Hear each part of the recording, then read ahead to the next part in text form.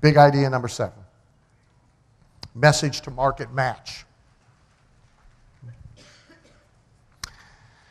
Willie Sutton was the bank robber who was asked, why do you rob banks? He said, because that's where the money is.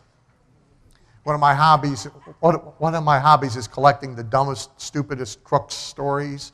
You know, I like them all. I have some favorite ones that the clock will not allow me to tell you. But the bottom line of it all is those of us who live in mansions can take great comfort in the fact that most criminals are so stupid they rob convenience stores. And their new plan is driving their car into the convenience store.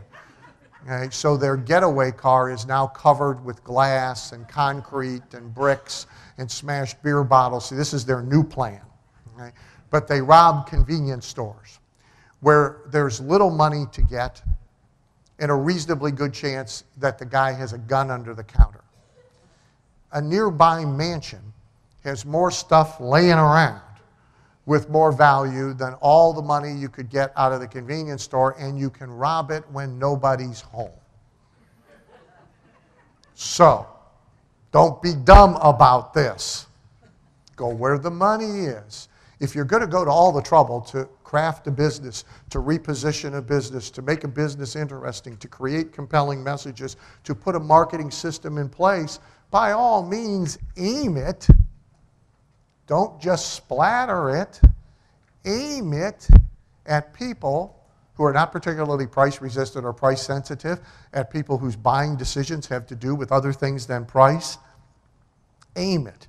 Here's the 6 words that will change your entire business life. You want to write these 6 down too. I will start with the who. Everybody starts with the what. I got this thing. Now I'm going to figure out how to sell it. No.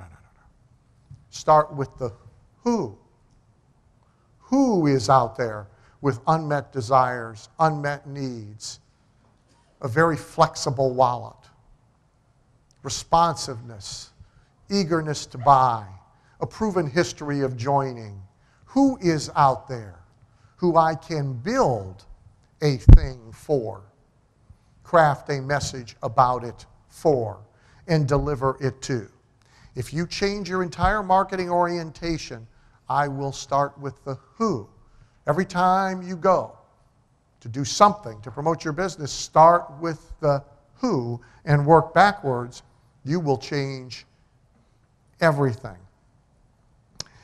You'll also get to the idea that makes you the only choice for me.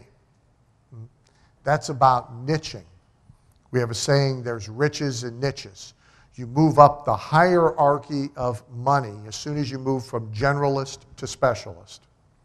Now, there's a more complex hierarchy, but for our purposes, just think about that. So who makes more money, the family MD or the cardiac surgeon? Who has more control over their patients?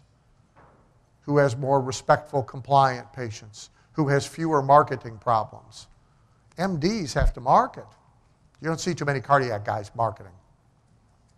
Don't need to. Okay? So you give yourself an edge the minute you start to niche, the minute you start to be perceived as a specialist, the minute you start to be for somebody. We have a real estate agent in Ohio where I have a home doing very well right now. Here's his only business. His business is working with Ohio snowbirds to buy their second homes in Florida. And he really specializes in Cleveland homeowners buying second homes in Florida. So he has a home in Cleveland, and he has a home in Florida, just like the snowbirds he serves. He's an expert on everything in Florida communities, like where are the Cleveland Browns parties on Sunday? In Fort Myers, Florida. There is one, about 300 people every Sunday. Okay? He knows where that is. Okay? He has a completely different message. The real estate market doesn't affect him. He's doing just fine. He's for somebody. He started with the who, and then he built his entire business and his marketing message for The Who.